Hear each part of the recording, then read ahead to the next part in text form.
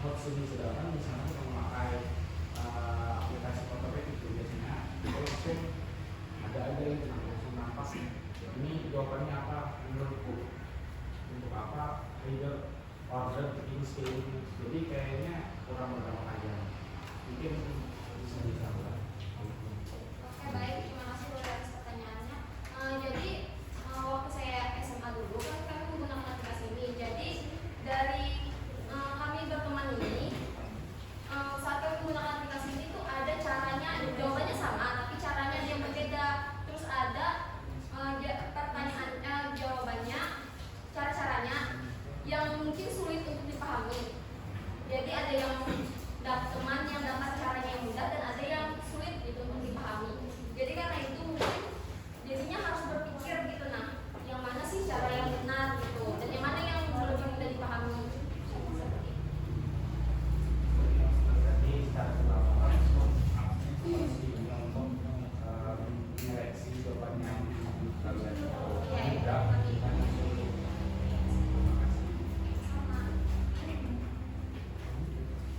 Apakah ada pertanyaan lagi?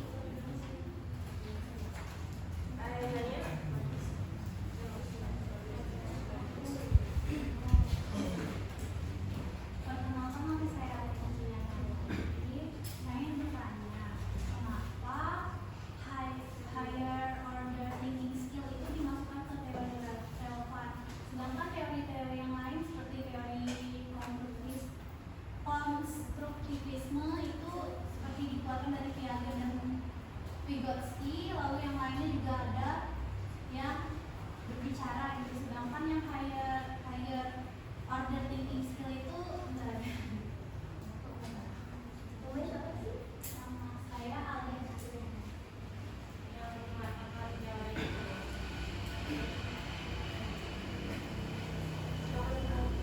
Oke, baik, terima kasih atas pertanyaan Alia. Jadi saat saya mencari kemarin itu saya tidak menemukan siapa yang mengatakan, dan saya juga mengambil dari garis besar. Oke, pertanyaannya bagus. Saya cuma mau kasih saran. Aplikasi foto itu aplikasi yang benar-benar instan. Kamu foto soal dan langsung tahu jawabannya. Itu yang tadi kata Ruli dipertanyakan, apakah ini tuh menjadikan dia berpikir kreatif. Bagi kemampuan pengujian masalah itu kan perlu kreativitas. Sedangkan aplikasi itu instan, bukan yang jadinya siswa tuh bisa mikir gitu, tapi malah dijadikan dapat jawaban yang instan. Itu yang pertama. Kan ini masih banyak judul yang lain, makanya kita pilah nanti yang mana yang paling bagus. Terus teori belajar sosial Bandungan ini kalau di kita nggak terlalu dipakai. Ya. Kenapa kamu kalau aplikasi kenapa nggak menggunakan media belajar? Teori-teori tentang media. Ya kan, aplikasi itu kan media. Berarti yang perlu kamu tambahkan di sini adalah teori tentang media belajar.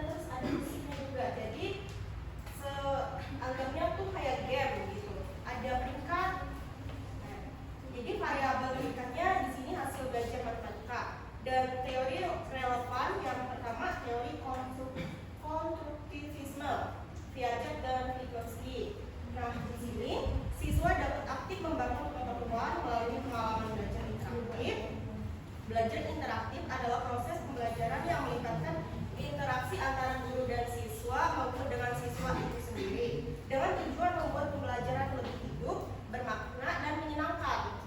Di sini yang kedua teori motivasi belajar. ARC model Keller. Nah, di sini kuisis meningkatkan attention atau perhatian. Bisa kuisis yang colorful dan interaktif menarik perhatian. Dan kedua relevance atau relevansi soal-soal yang dibuat relevan dengan materi yang sudah dipelajari. Artinya mengingat mengulang kembali teori yang dipelajari tadi apakah masuk atau tidak. Nah, yang ketiga confidence atau percaya diri. Siswa dapat mencoba berkali-kali jika menggunakan metode latihan dan leaderboard memacu semangat sehat, yaitu peringkat gitu 1, 2, dan 3. Nah, di sini yang selanjutnya satisfaction atau kepuasan, mendapatkan poin, naik peringkat, dan kemenangan, memberikan kepuasan intrinsik. Jadi kalau misalkan dia dapat 1, jadi senang, oh aku bisa. Terus yang selanjutnya teori belajar behaviorisme atau Skinner, adanya penguatan atau reinforcement berupa umpan balik, skor, atau peringkat agar memperkuat hasil belajarnya. Nah, di sini saya ambil penelitian yang paling relevan adalah penelitian eksperimen. Mengapa saya ambil eksperimen? Yaitu karena ingin menguji penggunaan krisis terhadap hasil belajar mereka. Silakan.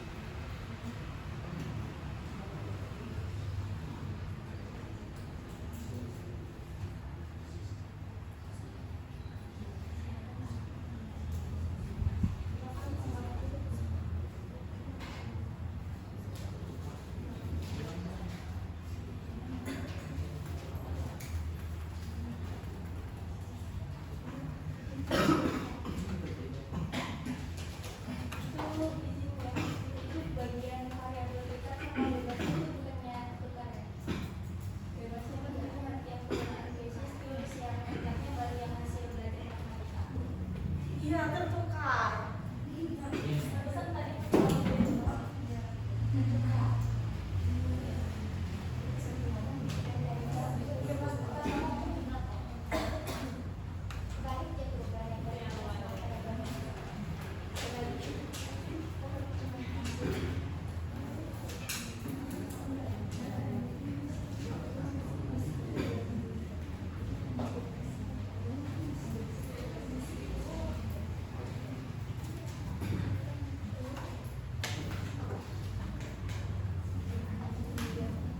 Kalau tidak ada pertanyaan, kami lanjut ke selanjutnya. Seperti tadi, apa yang tahu?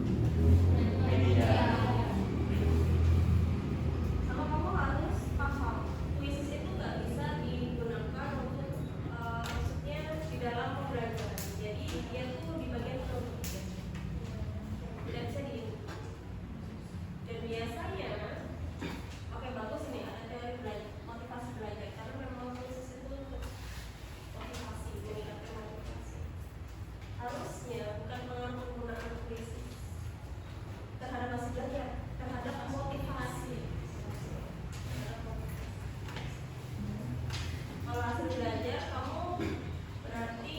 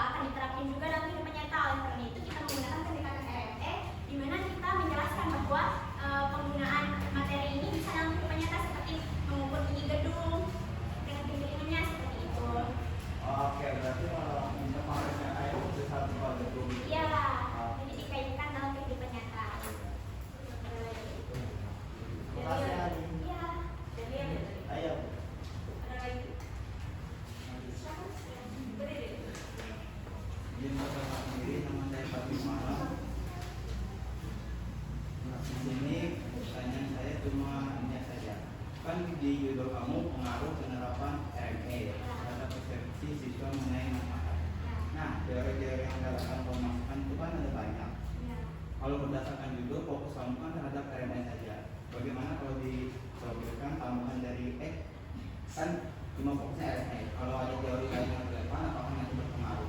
Bagaimana? Apakah ada saling keterkaitan di dalamnya? Bagaimana jika dipisah cuma fokuskan pada RMS saja satu teori dalamnya? Sama beda pengaruhnya kalau memang harus ada teori itu. Kalau misalnya teori RMS saja kan seperti judulnya aja kan pengaruh penerapan ya, bukan persepsi ya. Jadi kan sebelum persepsi itu, ya Jadi kan dia persepsi bukan ya, penerapan. persepsi itu penerapan realistic mathematics education terhadap persepsi siswanya. Jadi dampaknya tadi pada persepsi siswanya, bukan yang penerapan RME-nya. Penerapan RME itu kayak apa ya? Alat yang digunakan untuk kita mendapatkan persepsi siswanya.